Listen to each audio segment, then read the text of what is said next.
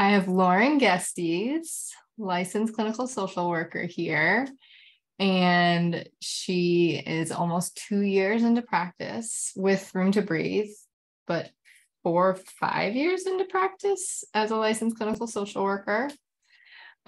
She brings a lot of specialties to us, but primarily works with, all of the human population and brings her Latinx identity into play, bicultural, multiculturalism, works a lot with gender identities, and is doing our yoga teacher training and bringing in a lot of, obviously, somatics, body image, eating disorder, all of that lovely other stuff that comes with being a human and supporting humans in mental health. So we're going to chat, but you are going to give a better intro of yourself because this is all about you. And yeah, we're going to converse about all the things Lauren Gestes. Yeah. Well, hi. That was a beautiful intro. Thank you. Yeah. Yes, I feel like you hit on so many of the major points, but I'm coming up on 2 years at being at Room to Breathe, which I just feel so confused about how that time passed so quickly. Yeah. It feels long, but also short. Yeah, exactly. I am a licensed clinical social worker, graduated with my degree in social work in 2018. And so have been working in the field post-degree since then. Of course, there's internship before that and other adjacent jobs. But yeah, that's kind of where I'm at along in my career journey at this point, time-wise. Right. You mentioned my Latinx identity, which is a really big part of my work and the clients that I've worked with previously and work with today. And I work a lot with clients who are wanting to come to therapy to work on anxiety. I have a trauma-informed focus with all of my clients, meaning centering safety and autonomy for clients. And I really prioritize, especially since yoga teacher training, incorporating somatics and mind-body connection. So that's definitely impactful in my work. Yeah. Like you mentioned too, Sara, I think in my work with clients, exploring different types of identities. So racial, ethnic identities and gender identity, gender-based violence work and gender discrimination is super important to me too. So, yeah, it's hard to sum it all up, but it is, right? And I feel like, well, I want to speak to kind of some of your shifts, but I feel like you came in with a lot of gender identity, gender-based violence and all of that from your previous job. Yes. Especially working with youth and adolescents, young adults. Yes. The right term to say for high schoolers, right? So yeah, I am curious about, I feel like I can fit a bunch of things in here, but how your personal identity as a therapist has shifted from working in a school to now working in more of a private practice setting with clients and individuals, and your personal identity in terms of like what you feel comfortable bringing into the room and how you've shifted in terms of how you show up and see different clients. Yeah, I love this question because I really think it's shifted so much since my former work and since being at Room to Breathe. I previously worked in a high school setting, so I was working with adolescents and I did some family work too, but mainly was working with teens. And so now I'm mostly working with adults. I do see a couple of teens too, but age difference has obviously been a big change for me. And I love working with adults.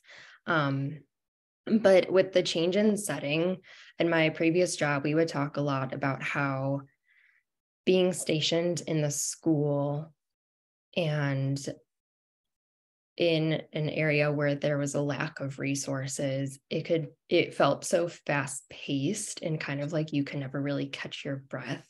And I think that being at Room to Breathe, I have more of that space to go deeper with clients and have some longer term therapeutic relationships with them, which really does change the work in many ways.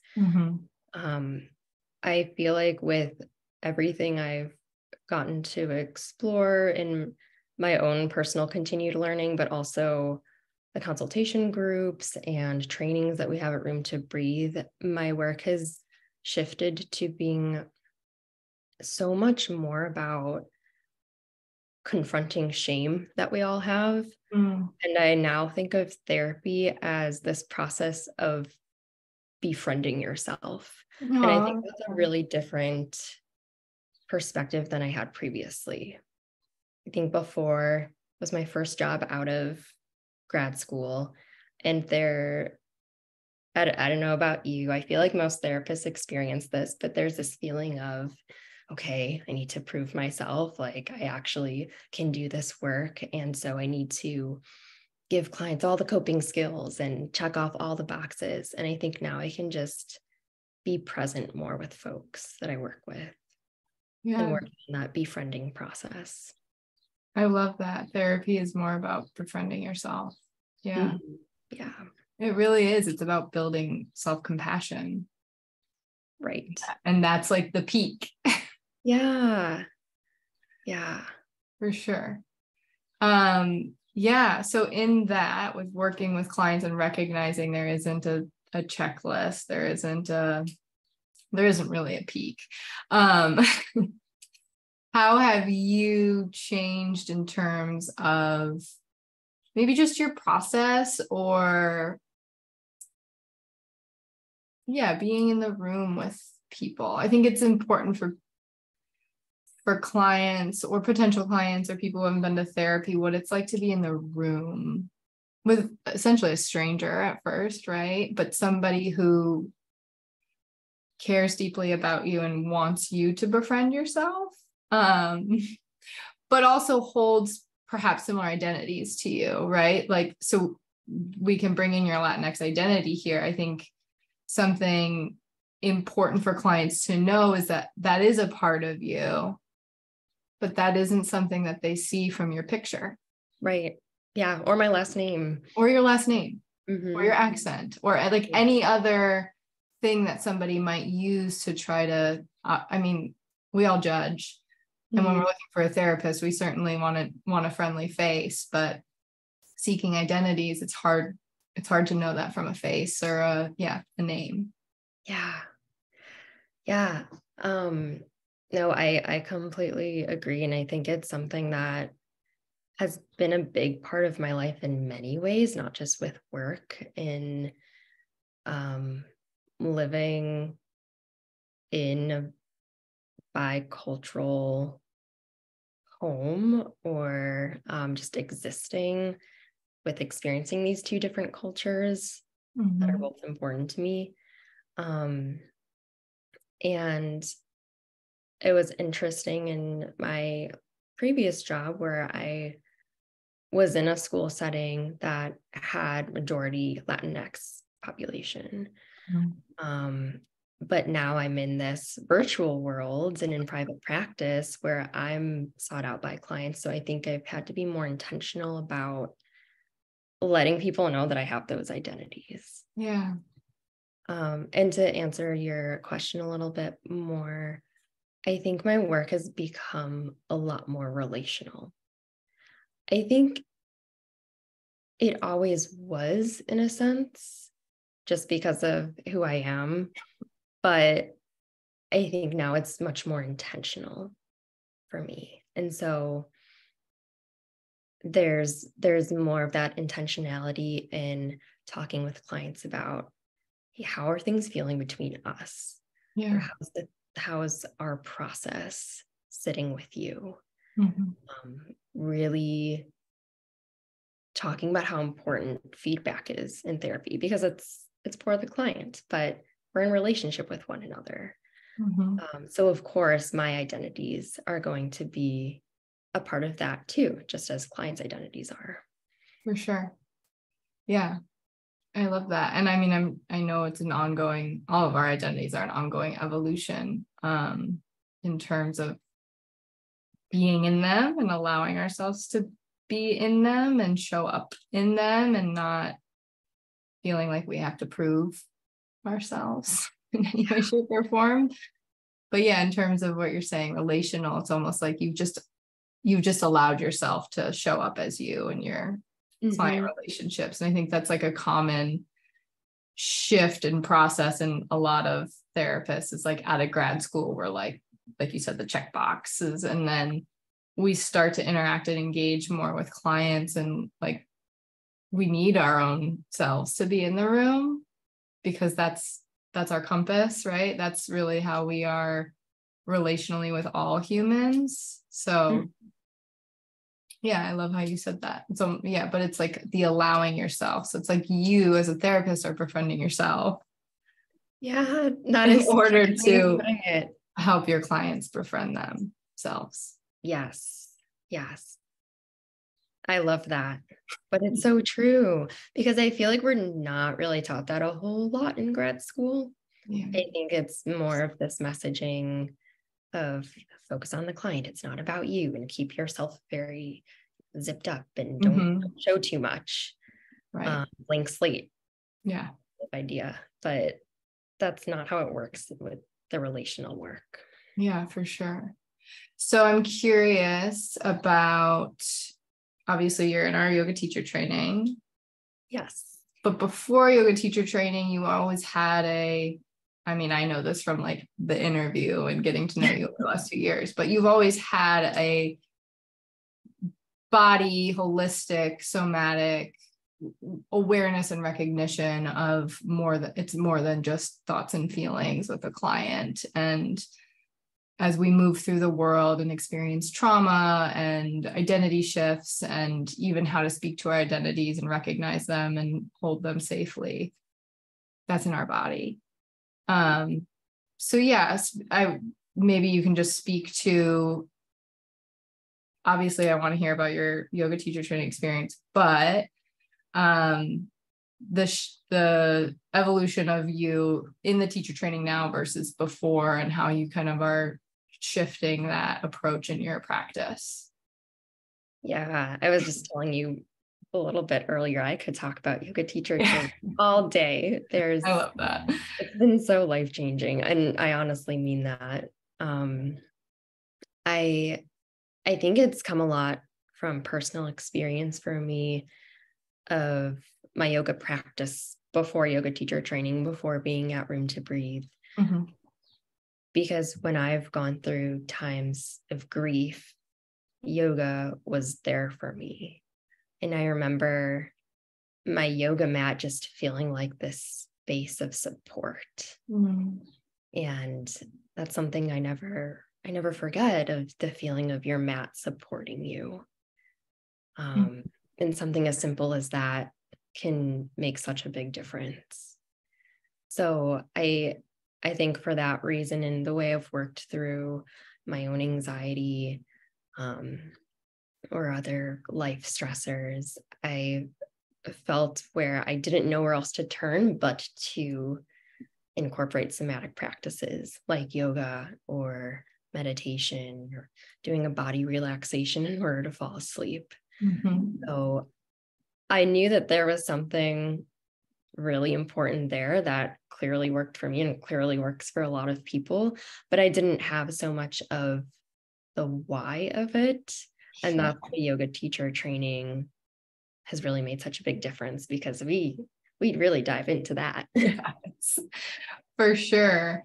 Yeah, and it kind of, not that it debunks, but it helps supplement things that, because we've been speaking about grad school, it helps supplement things in grad school that we didn't learn, or make more sense of our experiences in space with people, right? Like we are a body in space, and it's important to to be aware of our body in space and how we're showing up, and even just seeing body language. And I know we're in virtual space, but there's still so much of holding space for someone to be in their body in front of us. So yeah, what so far in yoga teacher training has been like the biggest light bulb for you, or just like the most resonating piece, if there's one? Yeah, I know. I'm trying to think like what would be the most, because there are so many, but I'll go with my gut instinct. What immediately popped into my head when you said that was, and with Room to Breathe training specifically, it's psychologically sensitive, it's trauma informed. So I think it's that trauma informed piece and how somatic work looks when it's trauma informed. Right. Because I think it really, when we're talking about therapy and work with clients and incorporating somatics, I think it can really enrich making sessions trauma informed, because through yoga, through body work, there are so many opportunities for choice, bodily autonomy, and to connect with yourself, which when someone goes through trauma, that connection is often lost. Right. So I think that overarching theme in the training has stuck with me the most as I'm thinking about who I am in location to this training, being a therapist. Yeah. Has your yoga practice changed at all? 100%. I was really worried. I might have talked to you about this. I know I talked to Erica about it. I was so nervous that it might be detrimental to my personal yoga practice, because I was worried about not being able to turn to yoga for what I normally would. Right. To de-stress or to process. I was worried that I would be too much in the teacher brain mode of just thinking about training. And that does come up, but it's not in a way that brings me any stress. I think that's a testament to our amazing yoga teachers and the way that I think our training is structured. It's felt very supportive in there being this natural flow to it. I don't feel like I was ever really thrown into anything before it was too soon to go there. So our trauma-informed yoga teacher training has felt trauma-informed for me too. I mean, you do have to teach, but like that's a really valid point to bring up, because that happens. That happened to me when I was teaching. Like I couldn't go to a different class without being like, ooh, I should remember this piece and try to incorporate it. But there's also a piece of like, even in therapy, we're in our own therapy and we're like, oh, that was good what you just did. Yeah. Yeah. And that totally comes up.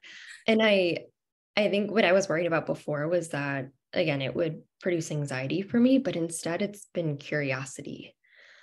And I think that yoga teacher training has really provided this sense of community for me, because we're in a cohort. Yeah. And that feels so nice. And I would say that it's the most recent new community I've gotten to be a part of, which feels really great since the pandemic happened, and opportunities for finding community felt so much more limited.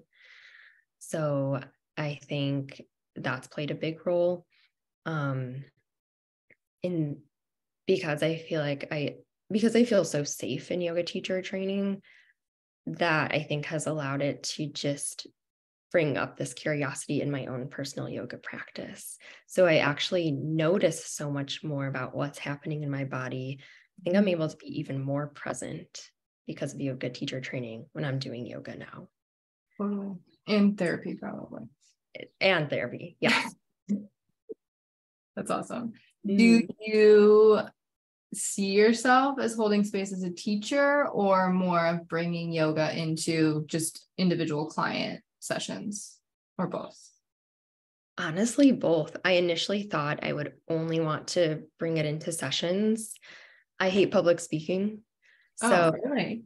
that's Okay. top 5 worst fears, somewhere in there. Okay. So I thought of it as similar to that, because you're leading something and you're Right. that focus.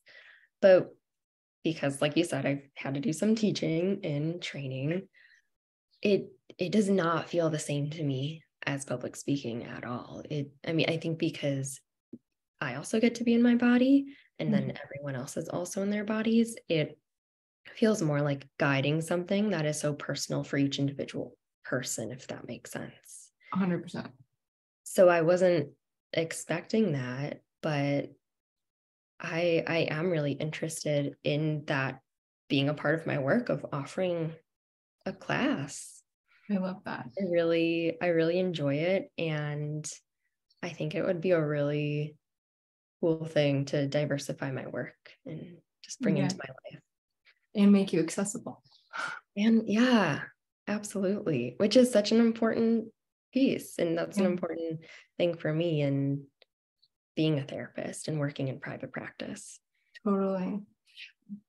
I still love what you said about therapy is about befriending yourself. And I think it's important to wrap that up with how yoga is a avenue into that. And your relational, like I would say our practice is more human-centered, and I would say our yoga is human-centered in the sense that, like, sure, we're called teachers in terms of like the teacher is leading the class, but we are drawing from this ancient practice that is not ours by any means, and we are simply the messenger, while also allowing people to befriend themselves through that practice, right? Just like we are with therapy, we're allowing them to do that through reflection and processing and grieving and feeling, right? And I think that's such a beautiful like tie with the way in which you approach therapy is the same way that you're experiencing your yoga teacher training. It's like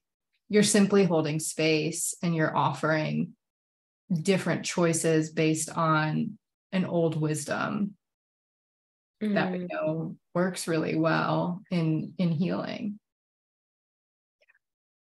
Yeah, that is so powerful. I'm so glad you bring that up, because it's totally the same in yoga too. It is befriending that, especially because we do exist in a society where we are taught to be enemies with our body, unfortunately. Right. Or at least have a tumultuous relationship with the body. Yes. So I think that is a really important part of yoga practice. That makes me think of our last in-person weekend that we had for training a couple of weeks ago. We did a lot of practice teaching. How was that? It was nerve-wracking. It was great. It was so awesome to see everyone's journey and how they have found their yoga voice over time as a teacher. So that was awesome. But there were times when because we were doing so many practices back to back, so much movement, and because we've been in this trauma-informed training where everyone practicing or leading would offer options for ways that you could customize your practice. And it was really great to look around the room and see everyone doing their own version of whatever we're not teachers yet, but the teacher in training was offering. You can call them teachers. We're getting there. Yeah. So I loved seeing that, because it was cool that we're all sharing space together, but we're also having our own personal practice at the same time. Right. And we get to be in a space where that option is given to us to, like, hey, you get to choose what feels good for you right now. Yeah. Right. yeah, like the asana isn't the main dish here. Yes. Yeah. Like It's actually just all these. something, yeah. It's something your body chooses, and the cueing and all of the actual philosophy and stuff behind it is hopefully the guide into whatever posture your body wants in that moment. Mm-hmm. Mm-hmm. Yeah. And I think that it's making me think about your initial question too with yoga teacher training and what has stood out for me. And I think another alternative answer for me is the yoga philosophy. And that was our first chunk of training, not even really doing asana very much, but just understanding the context and the history. And I think that was something that I had a little bit of information on before, but not nearly as in depth as I got to see through training. And I think that's really important because I learned how much yoga is more than just postures or shapes that you create with your body. Right. So much more. Yeah. And yeah, the philosophy like is a reminder that humanity and human existence has always been both a struggle and this beautiful thing that we navigate in bodies, but we navigate with wisdom and intellect and belief and spirituality. But it's coming back to that self-compassion, right? That belief in self. Yeah. And it's not about ability or strength or all of that stuff. It's simply just about being human and allowing yourself to be human and I mean really going slow, right? I think of like yoga philosophy of like the importance of going slow through life and savoring and nourishment and community. But yeah, we live in a society. We have shoulds. And so I think it speaks to a lot of just already, if you like open Lauren Gestes' bio and you look at your specialties, like all of your specialties are aligned with a yogic philosophy, and guiding people back to themselves, right? So like speaking about like body image specifically, and how terrible and awful the world has been, that has led to that being a mental health disorder that we have to like completely pull apart and debunk and unlearn before we can even guide a client to befriending themselves. Along with like gender identities and gender-based violence and discrimination. And so, yeah, I guess I'm shifting the subject a little bit to speak to like that side of you. And obviously I just think it's all aligned, but I don't have a specific question. I think more of just like, can you speak to some of your work there, or just how that has become a main tenet in how you are working and who you are working with? Yeah, I love talking about this too. Well, when I was in graduate school, I interned at a domestic violence agency, and that work was so important to me. I really felt passionate about my time there. And it's something that even if I'm not working in that exact setting, still comes up a lot with clients in terms of gender-based violence. And that has anywhere I've worked within the mental health field because it's so prevalent, unfortunately. And so it's something that, again, is really important to me. And I think it goes along with having that idea of befriending yourself. But to speak to what you were saying, I think what has to come first is understanding shame that comes in and recognizing what shame is and how it shows up. Because there's a whole lot of shaming that happens when it comes to gender-based violence and gender discrimination. And because we are so embedded within the systems we exist in, it's just our lived experience. It's our normal. But just because it's the norm doesn't mean that it's okay. Right. So I spend a lot of time talking about that with clients of mine, and really love getting to explore those areas with them. I think too, is you were mentioning body image, that comes up a lot. I think body image connects a lot, of course, with the identities that we hold. And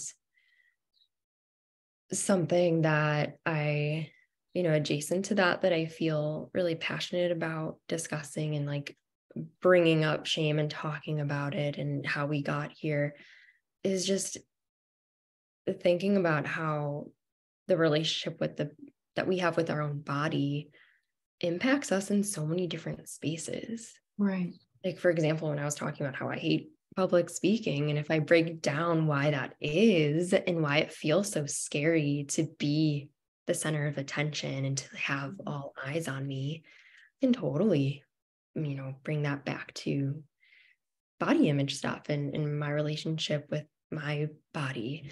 So I think body image can get so siloed as like, oh, this is its own little like issue. But I think it really has this ripple effect that comes into all different spaces that we exist in. Totally. Yeah. I don't think I've met a human that hasn't had some sort of relationship breakage. Right. I don't know what I'm trying to say, with their body. Like, and I Yeah. don't want to say body image disorder, because I hate that, but some sort of difficult relationship with either a part of their body or just their body in general, or the idea of what their body should be, shape, size, color, all those things. And yeah, it's so intertwined in a lot of other ways somebody is functioning or showing up in certain spaces. And yeah, whether it's through yoga or really just through processing other parts of our fears or our worries or our relationships, it's such a important thing to help get to the bottom of, in terms of like reset a foundation of who a person is based on what they want to be.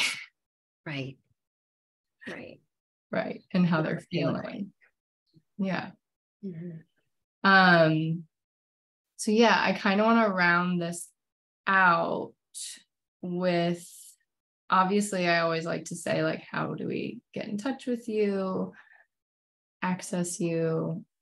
I don't want to put any pressure on you to start a yoga class, but now that you said it, I'll manifest it for you. Thanks, Sara. But I mean, I feel like we've touched on a lot. I want to, obviously it could keep going, but I want to talk about like Lauren Gestes as a therapist at Room to Breathe, also supervisor. Like, where do you see your work growing the most? And what things do you feel you've let go of, as in terms of like they're not as important anymore to you because they were never really needed? I mean, like, you spoke a little bit to like the checklist stuff and like the coping skills stuff, so like that can be your answer, but yeah, just like where do you see yourself putting more of your eggs in the values bucket, if you will? Yeah, I mean, I think it totally is in that direction of yoga and teaching a class, and that being another way to interact with the community and offer what I can to the community. And as well as how yoga will be incorporated in my individual sessions and with my therapy clients too. So I think the journey will only continue from here, even once training ends in September. And then, and what I'm letting go of, I think sort of with what I was saying before, I think a lot of it is the idea of having to like fit into a certain box as a therapist. Like, I provide this specific modality and that is who I am, and I need to establish that. And I think it's more so me showing up as me. Yeah. I think we need to rewrite your bio. I'm working on that right now, actually. I feel like that should be a thing we always do. Yeah. Like an annual activity of, you've changed. It's been a year. Let's rewrite your bio. Exactly. And I feel like we could do that with our clients too. Like, what's your bio today versus what it was? And like, what things do you care about? It's really easy for us as therapists to be like, I went here for school and I did this training, and instead of like, I care about these things. Right. This is who I am as a human, not, I'm more than just the things I accomplished or completed. Right. And paid for. Yep. But those are important things to be proud of too, because that ain't no thing. Yeah, it was still a lot of hard work. I love that though. New therapy exercise. What's your bio today? Yeah. Like, what things are important for people to know about you that they otherwise wouldn't know before meeting you, and maybe not even in a first conversation. Right. Because that's another like, we don't always come to, it is important as therapists to come to a space and name like, these are the things I care about, but we don't always come to the space like, this is who I am. And exactly. Clients don't do that either.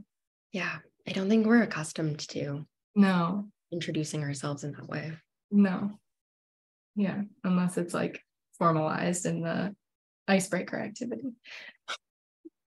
which we all love. Right. Okay, well, Lauren, this was lovely. I feel like I want to do another one when you've graduated from YTT. Oh, I love that idea. Right? And like, where is she now? And I don't know, we're always evolving. But thank you. This was beautiful. I feel like everyone should know that therapy is the process of befriending yourself. And we're going to share that. Yeah. Thank you so much for talking with me and letting me share a little bit about myself. Yeah.